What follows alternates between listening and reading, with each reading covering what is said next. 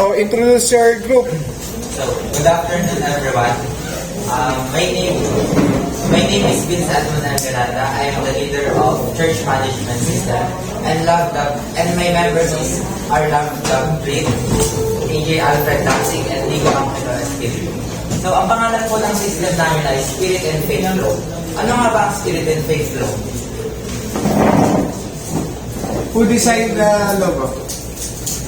Silang si Espiritu po, si Daxig, tsaka si Love. Tatlo sila? Ay, BBT. So, we will talk about the logo. So, the church po here represents it po and the main foundation or yung corporate system namin, which is the church community. And this logo or purple here, it stands for peace and is also connected po sa system nila. Here is the name of our system. Ano yung contribution ni Daxig? Logo. Yung logo lang. Hindi po sa way Si Spirito. Bishop. Sige. Sige, tuloy mo. The next one is introduction. Our system is a computer-based system po na which is pwede po siyang, kaya po ginawa yung church management system is for para mas well-organized yung record nila, hindi yung magkakagulo. Petas, mas makikita mo dito yung mga activities, events, mga members ng simbahan, mga staff ng simbahan, and yung mga nag-donate po sa simbahan for improvement.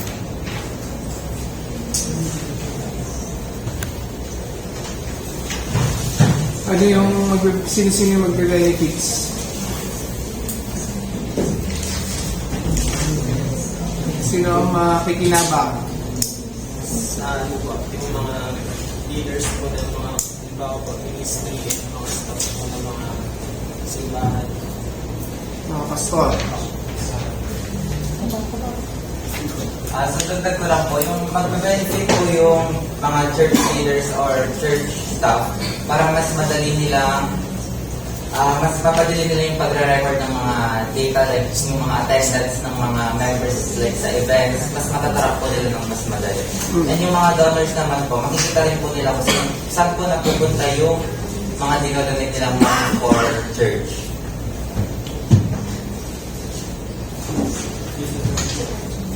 The next one is scope and delimitation. So, scope and delimitation po, yung para po napadali po nila yung project kami po yung Microsoft Access para po ma-compute po yung may attendance na mabilis and sa may mga donation po and para po makikita po sa mga events para po less consume na rin po ng time. So, ang delimitation naman po is, kagaya nga po lang sinabi ko, isa po itong computer-based and sa access lang po. May mga, hindi po siya kasamang features like yung notification po, like pag sa donation po, hindi po siya pwedeng online donation kasi nga po, parang yung sa church management system po is pagre-record lang po. Tapos yung like sa members po, pwede ka po mag-add doon. Yun lang po yung donation.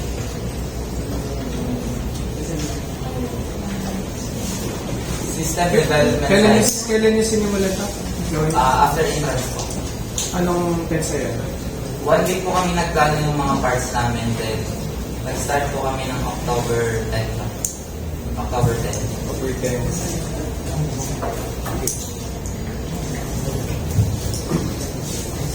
System development po is, ito po yung na-discuss ko sir, like kung yung planning and requirement din po yung nagawa namin. 1 week po kami nagplano kung paano po ba namin sisimulan yung system. Anong parts po ba yung mga dapat kanya-kanya namin gawin. And system design po yung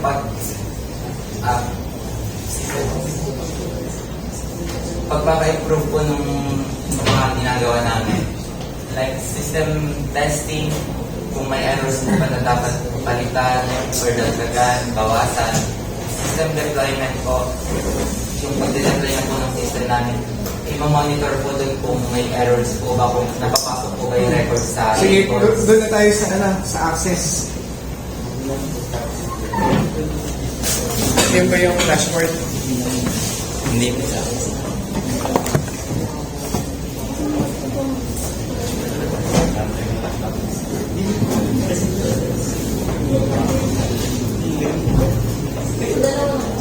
So dito po sa dashboard, makikita po natin yung Sige user. nga, tanungin natin yung dalawa.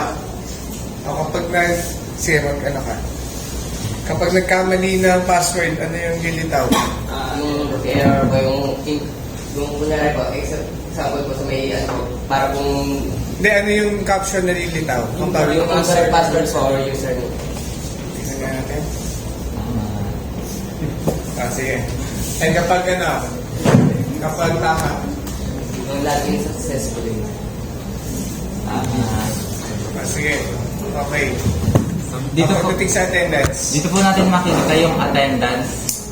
Yung mga attendance po is yung mga attendance po na umattend sa service, sa event po. Ito po yung attendance, is dito po yung primary key. Member ID po is nakakonect po siya dito sa, makikita po natin mamaya sa members, yung mga ID nila. And service po is kung ano yung ginagawa nung inattendan nila, yung service po, nandito rin po yan, nakakonect po siya dito sa ID nila. And event ID po is kung ano po yung pinuntahan nila, makikita rin po dito yan sa event. And then attendance po is kung kailan po sila umattend sa event na pinuntahan nila. ingat. Dito po sa add member, pwede ka rin po mag-add yan. Kunyari po, at attendance natin si number 32. Sa service na pinuntahan nila is number 10. Sa event ID po is kung anong event yung pinuntahan nila, kunyari number 7. Yung service ID ba, ano ba yan, mga event na yan? Wait lang. Ito po, kung ano po yung pinuntahan nilang service. Kunyari po yung outreach program. Doon po sila umattend. Paano nila ma-identify kung anong service yun? Dapat included yung specific na Name name po. na hindi lang yung basta. Kasi kung number lang, ano yun, di ba? Bali, ilang, ano ba yun? Service? 16. Sige. Palagyan nyo ng ano. Apo.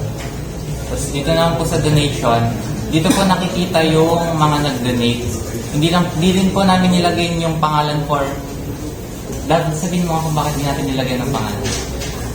Sabihin mo kung bakit hindi natin nilagay ng pangalan sa donation. Kasi po, ano po, for security purposes po and for Privacy reason. Kung magkano po yung dinonate nila. Dito po sa donor IDs, nakakonect po siya sa sa members ID.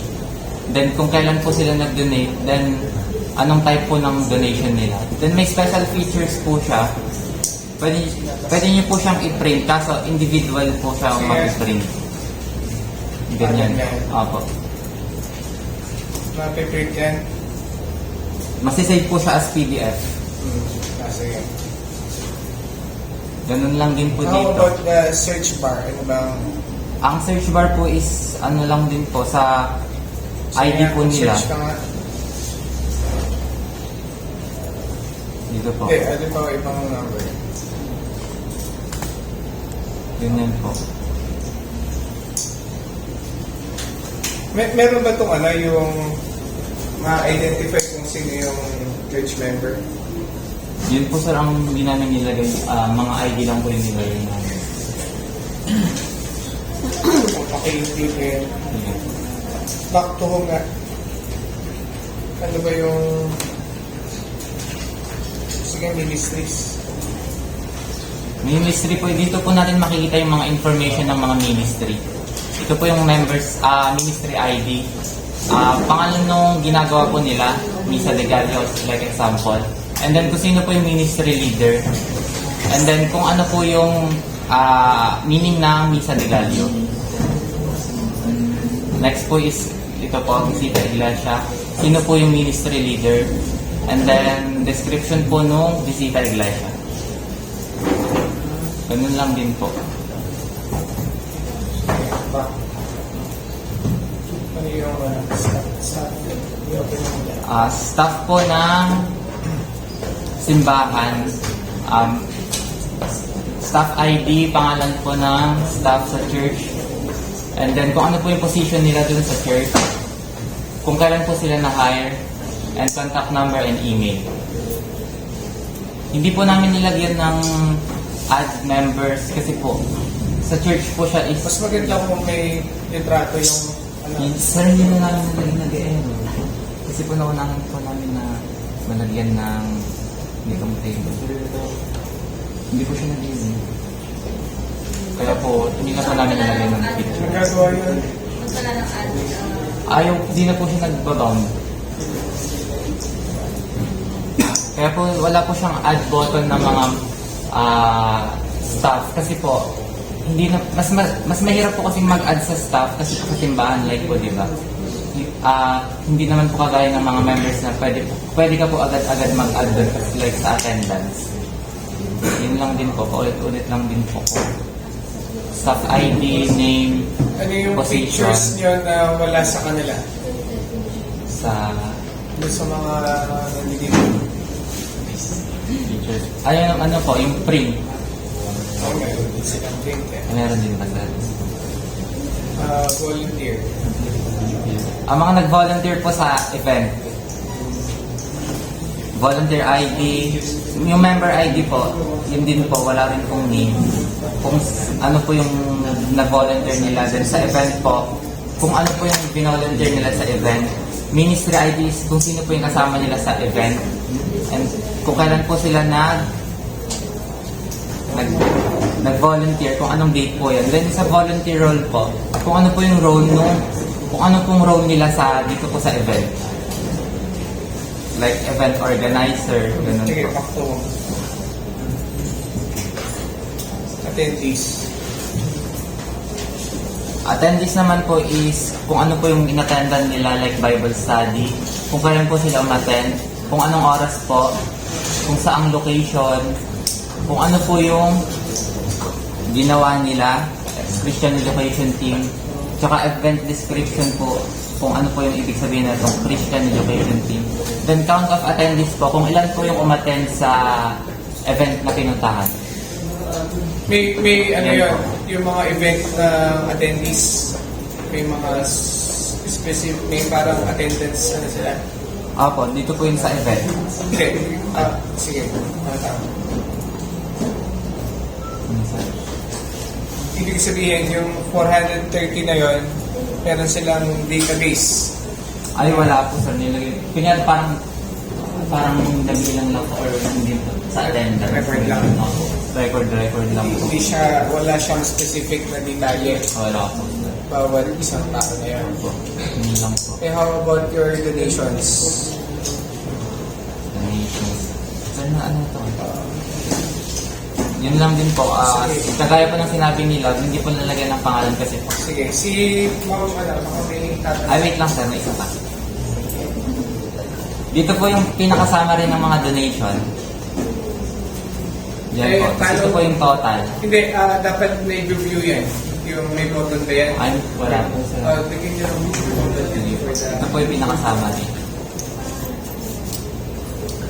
So yun lang. Wala ba yung picture ano? ng system namin. Yung dashboard na parang data analytics. Halimbawa, yung sa isang church, may mga ilan ng members doon. Parang summary. Parang katulad kanina. Wala po. Kasi pang ano lang po siya, pang maliit na simbahan lang. Parang sa isang simbahan lang. Actually, pwede nyo siyang i-include as your, Mas malaki po. as other features. Sino yung gagamit ng system niyo? Yung ano lang po, yung sa church admin lang po or church staff up. Isa lang po. Kasi po for, sabi nga po nila, confidentiality and security purposes. Ikaw ba yung login form ng admin? Sa login form ng Members po. staff? Ay, parehas lang din po yun, ma'am. Pares lang din. So kung ano yung nagagawa ng admin, ganun din nagagawa ng staff? Opo. Ay, So, dapat I mean, parang isa lang din po sila, ma'am. Or parang sinasabi ko po is parang yung church staff lang po or yung church admin. Parang pinaka-pinuno po nila. Kasi kung gagawa kayo ng system, may iba't iba na kasing roles yun. So, may admin, may staff, ganyan, may users. So, si admin, kumbaga, siya yung may pinaka-full access. So, siya yung pwede mag-add, mag-read, mag-update, mag-delete. Kapag si staff naman, ang nagagawa lang niya is mag-add lang na mag-add. Pero kapag magde-delete, parang kailangan pa ng confirmation from the admin. So, kaya ko tinatanong Separate. kung separate ba ng Latin form or same lang. Or same lang. Same lang. Same. Dapat JRD na rin, separate. Yun lang ako. Mag-add ka nga ng ano? I-add mo si Sebastian.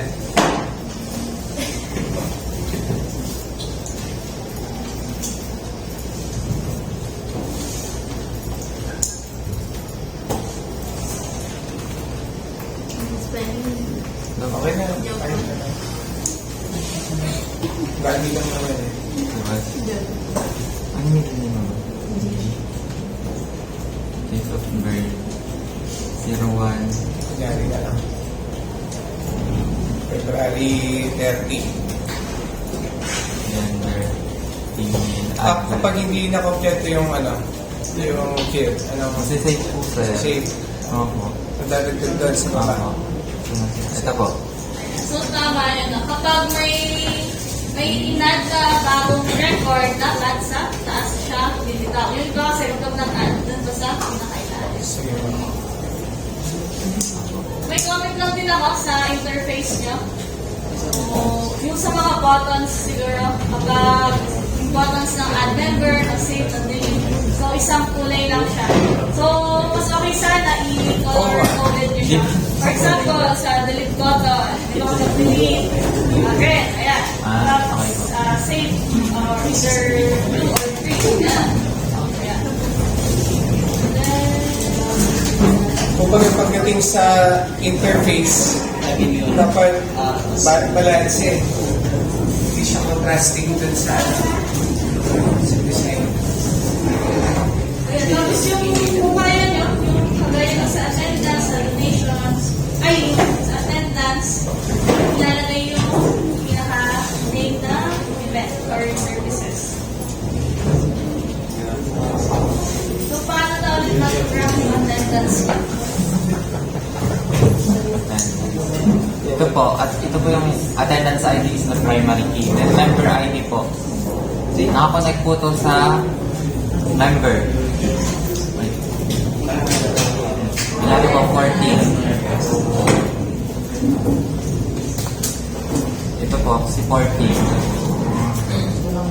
Kapag gusto ko i-print yung attendance nung lahat na umattend noong October 7, filter ko ba siya na lahat lang ng attendance ng October 7 is mag-print ko or ma-export as Hindi po ma'am. Wala po siyang,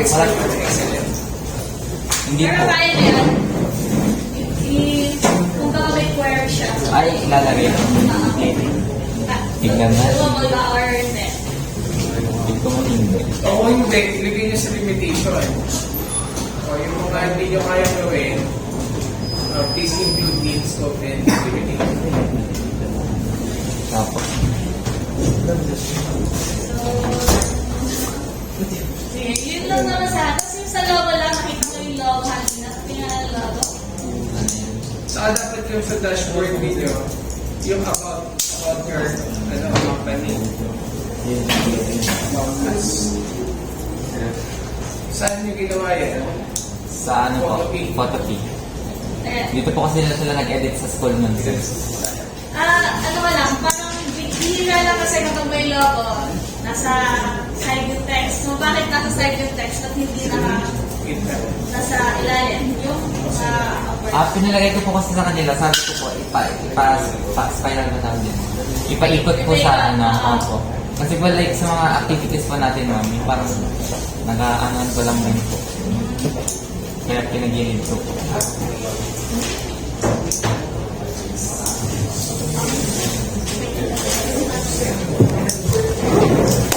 Sila ano naman,